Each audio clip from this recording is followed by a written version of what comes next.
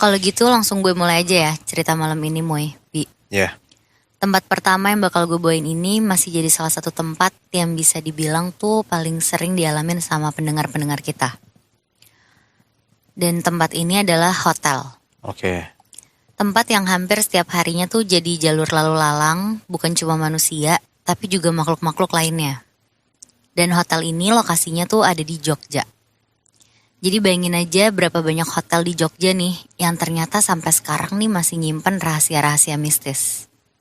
Si pengirim cerita ini tuh namanya Aya, dan ini tuh nama aslinya dia ya. Dia gak apa-apa nih kita ceritain. Oke. Ini pengalaman dia dan temennya beberapa tahun ke belakang pas masih pada kuliah. Waktu itu kebetulan masa libur kuliah tuh masih nyisa sekitar 1 mingguan. Jadi si Aya ini ngajakin temen-temennya buat liburan ke Jogja. Aya berangkat sama 3 temennya, ada Fahra, Agus, sama Yogi. Dan selama di Jogja, mereka tuh tinggal di penginapan yang emang udah kelihatan tua. Di sini penginapannya nih bukan gak sengaja ketemu, tapi emang dipilih karena harganya tuh murah dan kebetulan tuh lagi pengen dapet nuansa tradisional gitu. Akhirnya mereka pesen 2 kamar di lorong paling ujung. 1 buat cewek, 1 buat cowok. Di 2 hari pertama di sana, jujur tuh gak ada yang aneh. Tapi mulai masuk malam ketiga, semuanya mulai berubah nih Moy, Malam itu mereka berempat nih lagi ngumpul di kamar cewek. Agus sama Yogi lagi asik main game di handphone. Sedangkan si Fahra lagi teleponan sama cowoknya. Nah, karena cukup berisik, makanya di situ si Aya nih pengen dengerin lagu. Tapi pas dia lagi nyari headphone-nya, ternyata gak ketemu. Gak ada juga di kamarnya dia. Kalau kata yang cowok-cowok nih, mungkin headphone-nya nih ketinggalan di mobil. Makanya di situ pelan-pelan si Aya pergi nyamperin mobil buat ngambil headphone-nya dia. Di situ dia inget banget masih sekitar jam 10 malam, tapi lorong penginapan nih rasanya udah sepi. Udah tuh singkat cerita dia ngambil, terus balik lagi ke kamarnya, tapi belum sampai kamarnya, masih ada sekitar 4 kamar lagi lah.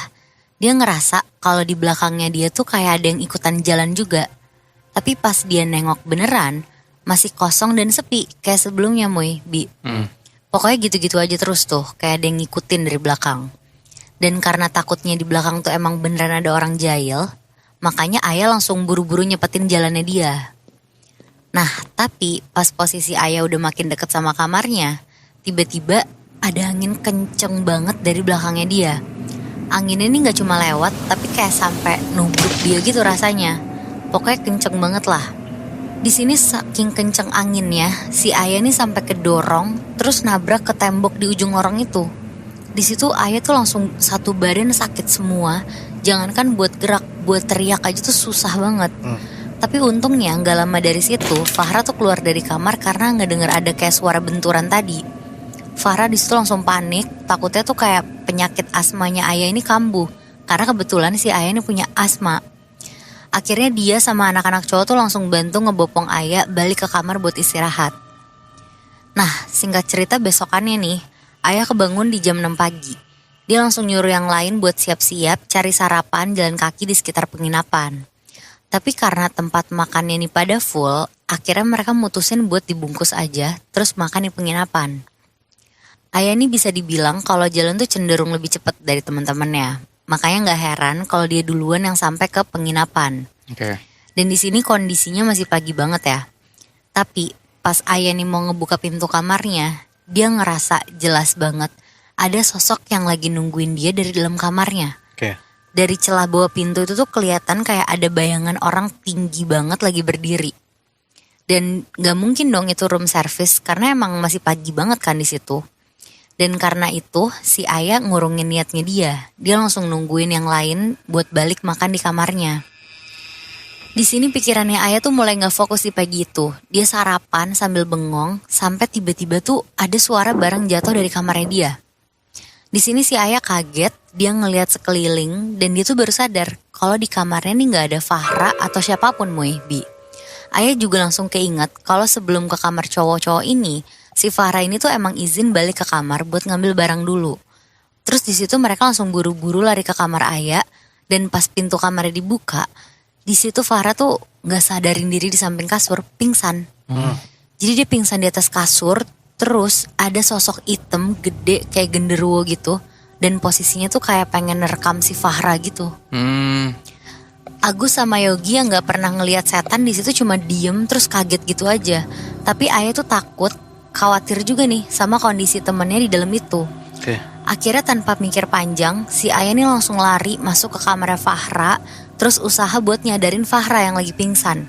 Sedangkan si Agus sama Yogi itu langsung ngebopong Fahra buat diangkut ke kamar cowok-cowok. Nah untungnya sosok genderuwo tadi tuh cuma anteng nge-freeze dengan mulutnya tuh kebuka kayak siap nerekam gitu. Dan semua barang-barang tuh langsung diangkut sama Ayah biar sekalian keluar dari kamarnya dia. Dan pas Fahra sadar, akhirnya tuh dia cerita kalau katanya tadi tuh pas dia mau ngambil barang itu, tiba-tiba tuh ada yang ngedorong dia dari belakang. Sampai kepalanya tuh kepentok tembok, terus pingsan. Jadi dia tuh belum sempat ngelihat si sosok genderuwo tadi itu. Tapi secara pengalaman mirip banget kan sama yang dialamin sama Ayah kemarin. Nah karena itu juga Ayah tuh akhirnya langsung maksa buat pindah penginapan. Padahal masih ada sisa 4 hari 3 malam lagi Bi. Awalnya ditahan nih sama Agus sama Yogi. Tapi di situ karena Ayah udah siap ngebayarin sisa penginapan barunya itu, akhirnya mereka semua pindah. Dan sepanjang sisa liburan mereka di Jogja, mereka semua tuh pada nyari tahu apa alasan mereka berempat ini sampai diganggu sama sosok genderuwo tadi. Terus alasannya? Dan usut punya usut nih Moy. Pas setelah selesai liburan itu, mereka balik ke rumah masing-masing. Ayah baru nanya lah ke salah satu temennya yang indigo. Dan kalau kata temennya ini, Ayah tuh dapat gangguan itu karena ulahnya si Yogi sama Agus. Mereka tuh sering ngomong kasar di setiap main game mereka itu. Dan ternyata Fahra itu tuh gak cuma teleponan sama cowoknya aja, tapi dia tuh VCS. Nah pantesan tuh mereka diganggu. Kan jatuhnya gak sopan kan. Gitu. Oh ini gue gak pernah melakukan ini di hotel dan dimanapun sih sebenarnya. Tapi gue penasaran aja kayak, kan itu gak ganggu setan ya?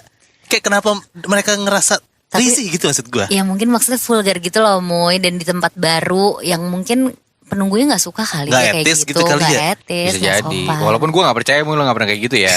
Iya Tapi sih. kalau gue sih lebih kayak ini. Lu udah bayar hotel berapa hari ke depan, gak jadi lu pakai hotelnya tuh. Menurut gue lebih kesana sih sebelnya tuh. Ya Allah. Muibi, Iya. dari cerita kalian berdua, kalau gue rangkum secara sederhana, intinya beberapa dari kita tuh masih dijajah sama yang namanya setan. Nah, tapi di cerita gue kali ini, kesannya tuh justru kebalikan sama itu. Si pengirim cerita ini malah jatuhnya gantian dianggap ngejajah tempat dari sosok-sosok gaib di dalamnya. Apalagi setelah dia ini ngebeli rumah tua bekas kebakaran, terus niat buat ngerenovasi bangunan ini tanpa dia tuh tahu ada kejadian apa di belakangnya. Jadi rencana renovasi yang dilakuin ini tuh justru dianggap bentuk perusakan dan pelanggaran sama sosok-sosok gak kasat mata itu. Ini cerita dari Ivan yang baru aja dapat ada info rumah murah di pinggiran Purwakarta. Rumahnya bekas kebakaran, tapi katanya pondasinya ini masih kokoh. Dan pas si Ivan nyamperin alamatnya, lokasi bangunan ini tuh agak masuk gang kecil gitu. Tapi vibesnya nih beneran tenang, terus jauh dari keramaian. Dan tetangga-tetangga sekitar sana tuh kalau ketemu Ivan juga pada bilang kalau rumah ini tuh dulu dihuni sama sepasang suami istri dan satu anak perempuan yang katanya meninggal di situ jadi korban kebakaran. Tapi nggak jelas nih gimana mulanya. Dan begitu Ivan ini ngebuka pintu pagar, ada suara pintu kayu gitu, padahal belum kesentuh. Tapi ya dia tetap masuk aja lah. Dan pas dia masuk ke dalam rumahnya, di situ dia baru ngerasa aneh nih. Angin dingin tuh tiba-tiba kayak nyamber dia dari arah dalam, bahkan sampai nempel di punggungnya dia rasanya. Pokoknya nggak mungkin banget lah di situ. Apalagi di siang itu tuh sinar mataharinya lagi trik-triknya banget. Dan dia juga ngedenger ada suara langkah kaki jalan dari arah loteng, padahal atapnya tuh udah bolong. Terus di situ dia mulai kecium bau nih. Baunya tuh bau-bau campuran gosong sama anyir. Di sini Ivan sebenarnya sadar kalau ini tuh bukan bangunan kosong biasa, tapi tetap sama dia dianggap suges aja. Dia tetap yakin buat langsung ngebeli rumah itu. Dia tanda tangan, transfer, terus udah tuh selesai. Dan gak lama dari hari itu, proses renov itu tuh dimulai. Tapi dari awal proses renov, Ivan ini udah dapat berbagai macam laporan dari si mandor. Sama kuli-kulinya juga pada laporan. Katanya pas tukangnya lagi mulai bersihin lahan, ada salah satu dari mereka yang jatuh dari pohon. Padahal katanya lagi nggak ngapa-ngapain, katanya sih cuma kesandung angin. Dan Ivan masih cuek aja di situ. Dia tetap bilang lah ke mandornya buat lanjutin tuh proses renovnya. Besokannya ada lagi. Katanya pagi-pagi tukang yang datang ini tuh dikagetin sama ada kayak cat merah mirip darah ngebentuk garis terus ngelingkar gitu di tembok di salah satu kamar yang belum pernah disentuh sama sekali. Bahkan sampai ada 2 tukang yang mundur gara-gara katanya pas kemarin mereka lagi kerja, tiba-tiba ada perempuan kecil terus berdiri di pojokan dapur tapi nggak kedip sama sekali ngeliatin si tukang-tukang ini doang. Jujur di sini si Ivan nih masih nekat. Terus dia nganggep laporan-laporan ini lebay aja lah. Makanya di malam berikutnya si Ivan akhirnya datang langsung nih ke rumahnya. Di situ dia mutusin buat beberapa hari ke depan istirahat tidur di sana, buat sekalian ngebuktiin lah. Dan ternyata hal-hal aneh tadi tuh beneran kebukti Bi. Katanya pas pengerjaan pondasi dimulai, semen yang aslinya udah kering tuh tiba-tiba jadi lunak lagi. Terus besi yang udah ditanam tiba-tiba jadi bengkok sendiri. Dan tukang-tukang juga jadi mulai pada ngeluh. Terus bilang kalau ada yang ngintip dari arah sumur belakang. Terus ada juga suara orang ketawa malam-malam. Dan yang paling parah, ada bau anyir darah tiap lewat batas-batas tertentu. Nah di malam itu Ivan yang emang belum takut apa-apa nih nekat lah buat nyamperin ke arah sumur tua di pojokan lahan rumahnya, sendirian aja. Dan pas Ivan jalan lebih deket ke arah sumur tua itu, pelan-pelan emang ada suara perempuan nyanyi lirih gitu, pakai bahasa yang Ivan gak ngerti lah. Di situ si Ivan udah mulai merinding nih. Terus setelah kejadian barusan ini, giliran Ivan nih yang mulai dapat gangguan. Di tengah malam pas dia mulai tidur, Ivan nih ngedenger ada suara ngetok-ngetok pelan dari arah dapurnya dia, padahal gak ada siapa-siapa. Tukang-tukang juga udah pada pulang lah kalau malam. Dan untuk beberapa hari kemudian, di setiap jam 2 pagi pasti ada suara anak kecil nangis pelan dari bawah kolong tangga. Terus juga piring tuh suka pecah sendiri. Dan ember yang ada isi airnya itu tuh tiba-tiba kebalik tanpa sebab. Nah karena si Ivan udah gemes banget nih, dia keganggu terus. Ada satu malam dimana si Ivan nih ngeberaniin diri lah buat nyamperin si sumber suaranya. Dan pas dia nyoba ke sana, dengan mata kepala sendiri nih, dia ngeliat ada sosok anak perempuan itu. Anak perempuan yang rambutnya tuh udah kebakar sebelah, badannya goyang pelan, terus matanya tuh merah. Dan dari mulutnya tuh keluar suara serak kayak orang kebakar, terus ngomong, "Ini rumah aku." Tapi gak cuma itu Bi, teror tuh beneran makin gila lagi. Kayak pengen ngebuktiin lah ke Ivan kalau semua laporan dari tukang-tukangnya tuh beneran nyata. Di beberapa hari, Ivan ini mulai mimpi buruk terus-terusan nih. Mimpi buruk yang rasanya tuh jadi kayak berhubungan lah sama apa yang dialamin sama dia. Nah di dalam mimpi, si Ivan ini tuh ada di rumahnya, tapi kondisinya tuh semuanya angus. Ada suara bapak-bapak teriak minta tolong dari arah dalam kamar mandi. Terus ada juga perempuan tua yang mukanya nih setengah gosong, kayak ngebisikin mantra gak jelas di kuping Ivan. Dan setiap Ivan kebangun, sering banget ada bekas arang di sekeliling badannya si Ivan. Bahkan setiap Ivan mau ngebuka pintu, pas dia pegang gagang pintu, rasanya tuh kayak panas banget sampai tangannya kayak kebakar gitu. Dan ini tuh gak cuma kejadian di Ivan doang Bi, tapi juga di tukang-tukangnya. Sampai akhirnya pelan-pelan mereka tuh kayak ngundurin diri satu persatu. Di sini Ivan mulai percaya sekarang. Dia nyoba konsul ke orang pinter gitu. Dan kata si orang pinter ini, Ivan ini dianggap udah nginjek tempat keluarga halus yang udah lama tinggal di situ. Dan mereka ini bukan penunggu biasa. Si orang pinter ini tuh bilang, rumah ini tuh nolak si Ivan. Bukan kamu yang beli rumah ini. Kamu tuh di sini cuma datang ke tempat mereka dibakar hidup-hidup, terus ngaku-ngaku jadi pemiliknya. Dan yang kamu lakuin ini, itu tuh penjajahan namanya. Kamu udah dianggap musuh lah sama si makhluk halus ini. Pokoknya kekuatannya tuh cukup kuat. Sampai-sampai pas si orang pintar ini datang pertama kali buat ngecek rumahnya, si orang pintar ini tuh langsung muntah darah karena gak sanggup ngebantu. Akhirnya hari ke hari tuh jadi makin kacau. Tapi si Ivan gak punya pilihan lain. Dia tetap tinggal di rumah ini. Dan puncaknya Bi, Ivan tuh gak bisa bangun dari tempat tidur. Waktu masih jam 3 pagi menuju subuh, badannya Ivan nih kerasa berat banget kayak ketindihan. Tapi ini tuh bukan tidur, dia bener-bener sadar banget, matanya kebuka. Dan pelan-pelan si Ivan ini ngeliat ada bayangan berdiri di sudut kamarnya dia, terus jalan ke arahnya dia. Langkahnya dia bener-bener gak ada suaranya, tapi badannya Ivan nih makin berat aja setiap sosok ini makin deket. Dan ternyata ini tuh gak cuma satu sosok aja Bi. Dari satu bayangan hitam ini tiba-tiba kepecah jadi ada 3 sosok. Ada bapak, ibu, sama anak perempuan kecil. Tapi wujudnya udah gak berbentuk aja, serba hitam, ada luka basah di sekitar badannya. Pokoknya benar-benar mirip kayak korban kebakaran. Dan pas mereka beneran berdiri di samping kasur Ivan, si Ivan nih ngerasa nafasnya tuh kayak direbut gitu, kayak paru-parunya nih ditarik keluar lewat hidung. Dan pelan-pelan ketiga sosok ini tuh majuin mukanya. Terus dengan suaranya masing-masing, mereka ngomong secara serentak terus bilang, "Kami semua hangus, kamu juga harus ikut." Dan di situ Ivan langsung pingsan dengan matanya dia tuh yang masih kebuka lebar pas ditemuin sama tukang-tukang di pagi hari. Pembangunan tuh jadi berhenti bukan karena uang, tapi karena tanah itu udah gak bisa disentuh lagi.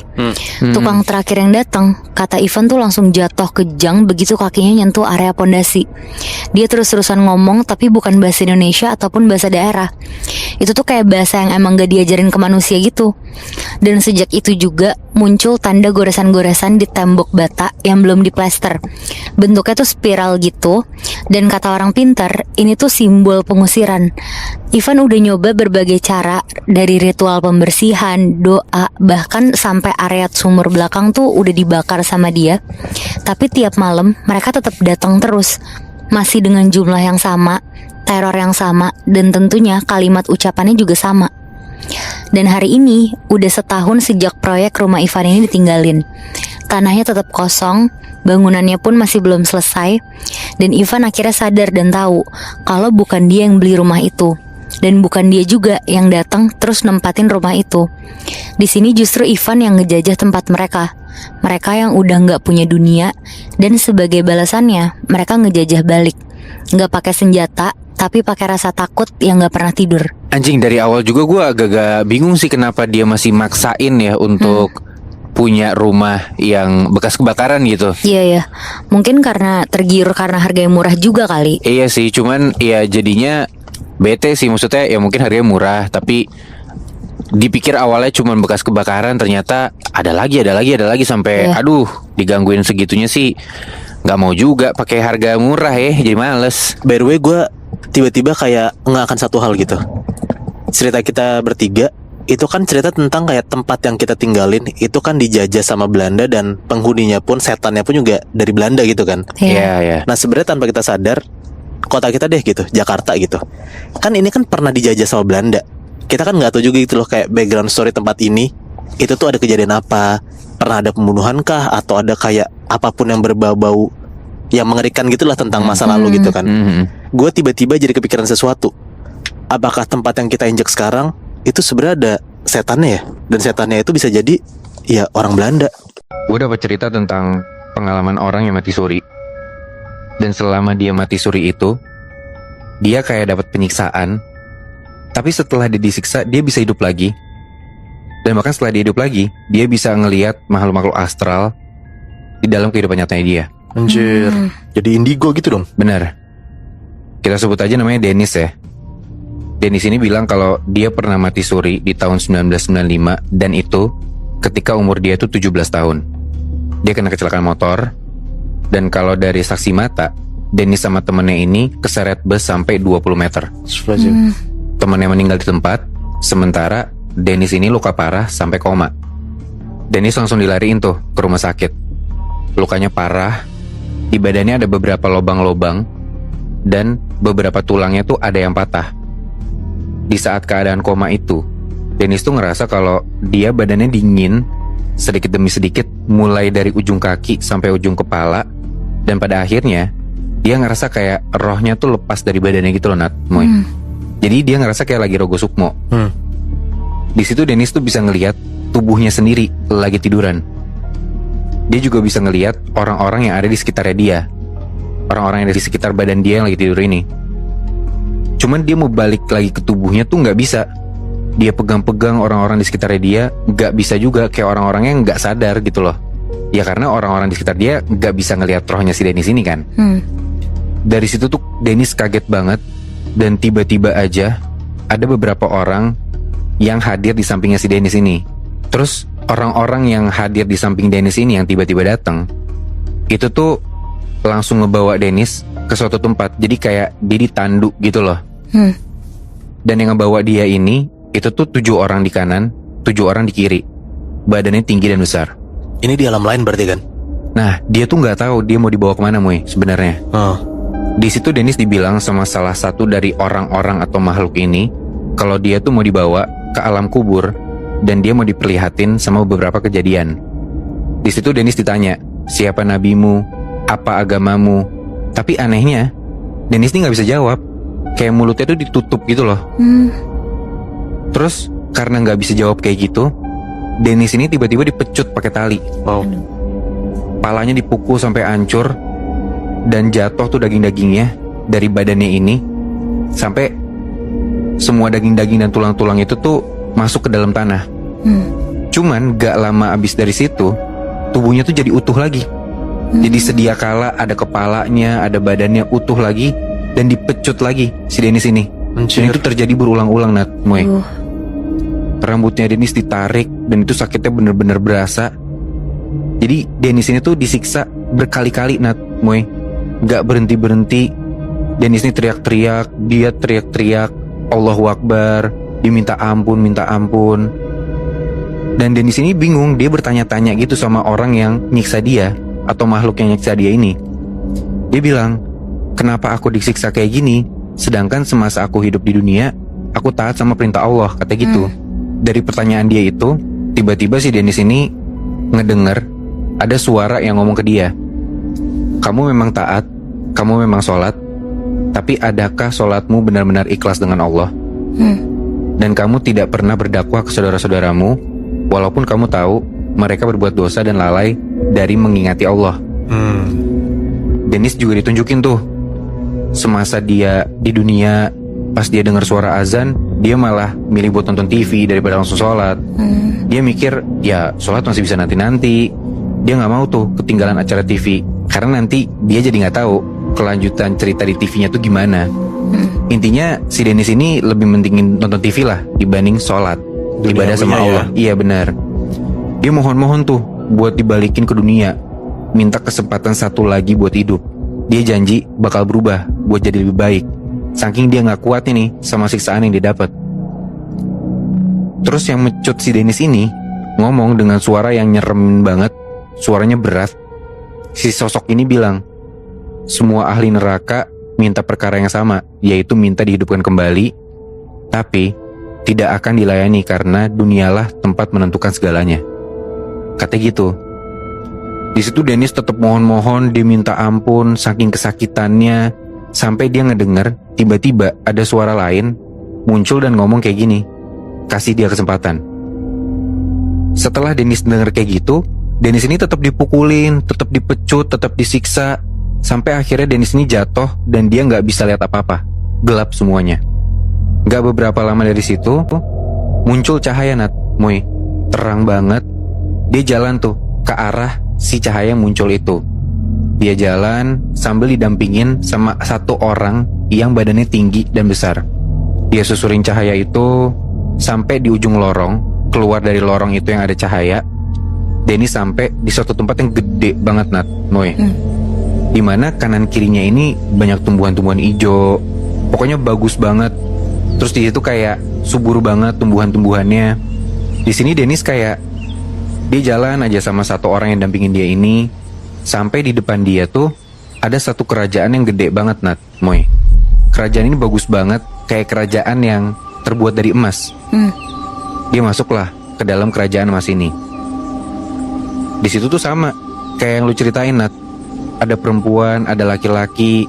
Mereka kayak bercanda-canda. Pokoknya hidupnya tuh kayak bahagia banget, nikmat banget, banyak banget makanan-makanan enak. Di situ tuh di dalam kerajaannya ada kolam yang airnya tuh jernih, bersih banget.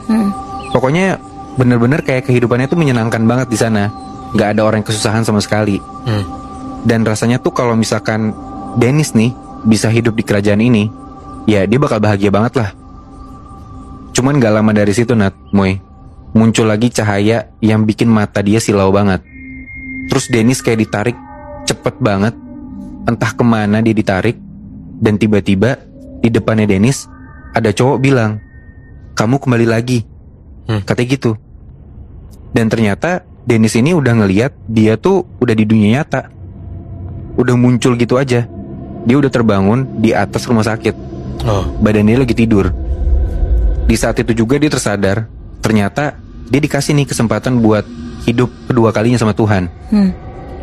Pas kebangun itu, Dennis ngerasa kalau badannya kayak abis dituang air panas yang panas banget. Udah bukan anget lagi, badannya kayak rasanya mendidih. Tapi cuman dia doang yang bisa ngerasain itu. Singkat cerita, setelah ngalamin penglihatan yang udah dia lihat sebelumnya itu, kayak entah dia mati suri atau dia tuh lagi di dalam koma. Setelah ini tuh Dennis bisa ngerasa kalau dirinya dia tuh lebih peka sama hal-hal gaib, dan dia jadi bisa lebih gampang komunikasi sama makhluk-makhluk astral. Ada satu waktu Dennis ini pergi kemah sama teman-temannya. Dia ini pergi ke suatu hutan, dan di tengah hutan itu dia ngeliat tiba-tiba ada satu orang temennya nih. Cuman masalahnya temennya ini sebenarnya nggak ikut kemah sama dia. Ya kenapa bisa ada teman gue di situ kan? Dia mikirnya gitu. Cuman ya udahlah, coba dia ikutin nih si temennya ini. Jadi temennya ini kayak jalan ke suatu tempat tapi sendirian aja, nggak ke tempat kemah dia sama teman-teman yang lain. Temennya jalan, diikutin nih sama Dennis. Terus ternyata si temennya ini tuh jalan makin jauh, bener-bener makin jauh dari tempat kemah itu, sampai si temennya ini masuk ke dalam gua, Nat, Moy. Guanya tuh gelap, dari luar nggak kelihatan apa-apa. Dennis pun nggak yakin buat masuk ke sana gitu, karena ya ngapain juga gue masuk sendirian, gue nggak tahu dalam ada apa gitu kan. Dennis teriak dari luar, manggil nama si temennya ini. Cuman dari dalam gua, balasannya tuh bukan suara orang, Nat, Moy, tapi suara harimau ngaung. Dennis cabut dari situ karena dia takut kan, takut ya kalau misalkan ada hewan buas, ntar gue kenapa-napa kan. Dia lari, dia balik lagi lah pokoknya ke tenda. Sampai ke tenda, udah ketemu temen-temennya, ya dia diem aja, dia nggak cerita sama apa yang udah dia lihat sebelumnya tuh. Singkat cerita sampai Dennis nih di rumah, sampai dia udah ketemu teman-teman yang lain, ternyata bener Nat, Moy, yang dia lihat di hutan itu, yang masuk ke dalam goa, itu bukan temen yang ikut kemah sama dia, karena temennya ini sakit. Dan selain cerita itu, kadang Dennis juga sering dengar suaranya ini kayak suara yang dia dengar pas dia mati suri itu. Di kehidupan yang dia diliatin tentang akhirat, tentang penyiksaan, dan tentang hal-hal yang baik-baik di dalam suatu tempat itulah. Dia dengar suara yang persis ngomong sama dia itu. Suaranya tuh muncul kalau misalkan Dennis tuh abis berbuat salah. Misalkan kayak Dennis lupa sholat, itu suaranya kayak ngingetin Dennis lagi atas janji dia buat dia bakal berubah jadi lebih baik ketika dia balik lagi ke dunia. Binat, ya kalian pasti tahu lah ya, ada daerah namanya Banyuwangi kan. Kalau misalnya gue tanya bayangan lo tentang Banyuwangi, yang pertama kali lo pikirin apa, Binat? Keindahan alamnya sih. Di ujung pulau. Nah iya bener sih, orang-orang pasti banyak banget yang mikir kayak di ujung pulau, keindahan pulaunya, pantainya bagus gitu kan. Tapi gue juga baru tahu setelah gue baca cerita ini, ternyata ada tempat bersejarah di Banyuwangi. Buat warga sekitar tuh serem banget gitu, karena sejarah yang bisa dibilang ini akhirnya saling beririsan atau berkaitan sama kebudayaan Jawa juga.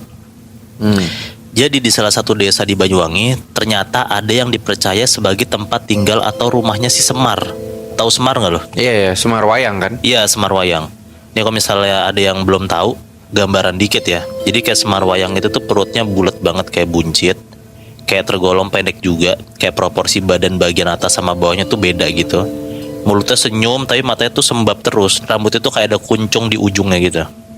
Yang ngalamin kejadian ini namanya Maya. Nah Maya ini kebetulan punya hobi backpackeran.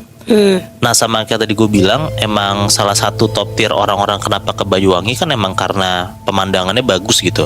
Itu juga yang dipikirin sama Maya. Akhirnya Maya jalan lah ke Banyuwangi.